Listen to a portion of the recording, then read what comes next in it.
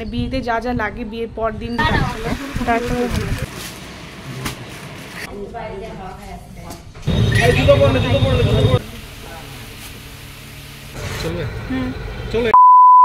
Hi everyone. তো আজকে আরও একটা নতুন ভ্লগ নিয়ে চলে এসেছি। তো আজকে হচ্ছে মহালয়া স্যাটারডে। তো এতদিন তোমরা ভ্লগে দেখেছো যে আমরা প্রি ওয়েডিংয়ের ড্রেস, জুতো এগুলো কেনাকাটা চলছিল, দুর্গাপুজো রিলেটেড ড্রেস।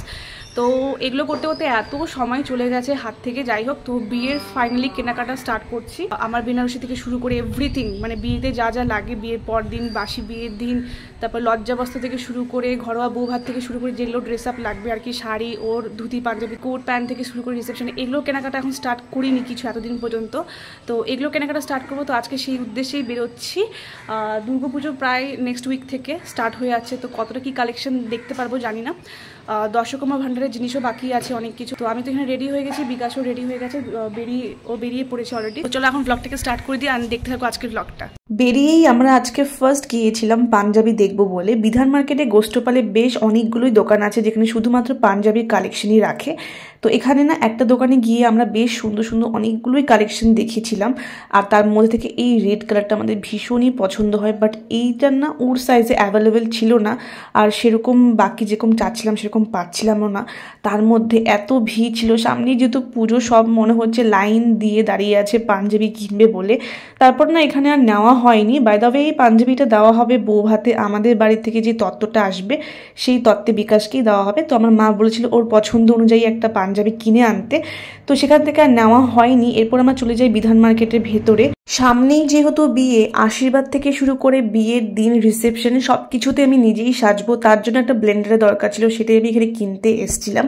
এরপর আমরা চলে যাই আগারওয়াল ব্রাদার্সে। এর আগে ভ্লগে শেয়ার করছিলাম প্রি ওয়েডিংয়ের জন্য বিকাশ এখান থেকে একটা ব্লেজার অ্যান্ড আমি একটা টপ কিনেছিলাম।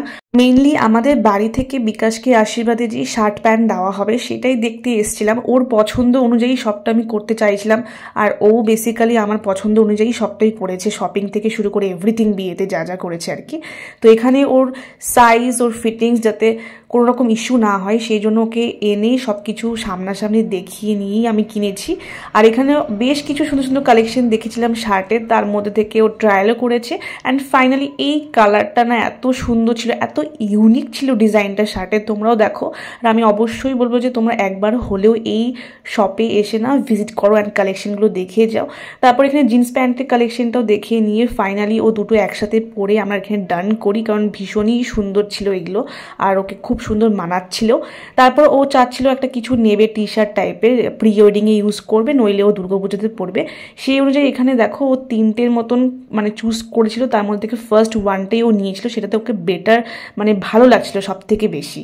দেন সমস্ত ড্রেসগুলো বিলিং করে আমরা বেরিয়ে সোজা চলে আসি ইন্ডিয়ান সিল্ক হাউসে শাড়ির কালেকশন দেখবো বলে। ইনস্টাগ্রামে না পেজ আছে এদের, সেখানে আমি দেখেছিলাম খুব সুন্দর সুন্দর সিল্কের কালেকশন রাখে। গিয়েই দেখছি লোডশেডিং, কিছু করার ছিল না, আমরা অল্প স্বল্প কালেকশন দেখা স্টার্ট করি। বাট আমি না বুঝতে পারছিলাম না যে নেবো কি না, নাকি অন্য দোকানে আরও দেখবো তারপরেই নেবো। যেহেতু এগুলো বিয়ের কেনাকাটা চলছে, তো এক জায়গায় থেকে না দেখে চট করে নেওয়াই যায় না। তো সেভাবে আর ডিসাইড করতে না পেরে আমরা বেরিয়ে পড়ি। বেরিয়ে অনেকটা পথ যাওয়ার পরেই সামনে দেখছি সি লেদার্স। তো ও জুতো কালেকশন দেখবে বলছিল, তো আমি দেখলাম নিচেই ফুচকার দোকান। তো অনেকদিন ধরে না খেতে ইচ্ছে করছিল, তো যেহেতু আমি নাক ফুটো করেছি তার জন্য খেতে পাচ্ছিলাম না। তো আমি এখানে ড্রাই ফুচকাই নিয়েছিলাম বেসিক্যালি খাবো বলে, আর ওখানে জল দিয়েই ফুচকা খাচ্ছে। খেয়ে দিয়ে নিয়ে আমরা সি লেদার্সের ভেতরে ঢুকি জুতো কালেকশন দেখার জন্য। ও মেনলি পুজোতে পরার মতন একটা জুতো খুঁজছিল, বাট সেভাবে আমরা কিছু পাইনি। তারপর এখান থেকে বেরিয়ে সোজা চলে যাই আদি ঢাকেশ্বরীতে। এটা না বিধান মার্কেটে একদম অপোজিট সাইডে। তো এর আগে আমি কখনো আসিনি, আজকে ফার্স্ট টাইম এসেছিলাম। গিয়ে দেখছি প্রচুর ভিড়, তোমরা নিজেরাই দেখতে পাচ্ছ। মানে পুজোতে এতটাই ভিড় প্রত্যেকটা দোকানে, মানে কেনাকাটার জন্য আমাদের সবসময় ওয়েট করে করে কিনতে হয়েছে। এখানে গিয়েও আমরা অনেকক্ষণ ওয়েট করেছিলাম।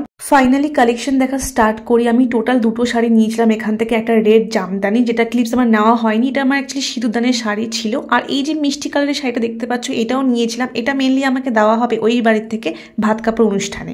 তো বিয়ের শাড়ি খুঁজতে গিয়ে একদম হালুয়া টাইট হয়ে গেছে, মানে যা তা অবস্থা। তো শেষমেশ বিধান মার্কেটে এখানে হচ্ছে আদি ঢাকেশ্বরী বস্ত্রালয় থেকে খুব সুন্দর দুখানা শাড়ি নিয়েছি। একটা লজ্জা বস্তা, একটা ভাত কাপড়ে, পরে বাড়িতে গিয়ে মানে পরে দেখিয়ে দেবো, যখন বিয়ের কালেকশন দেখাবো তখন শেয়ার করে দেবো।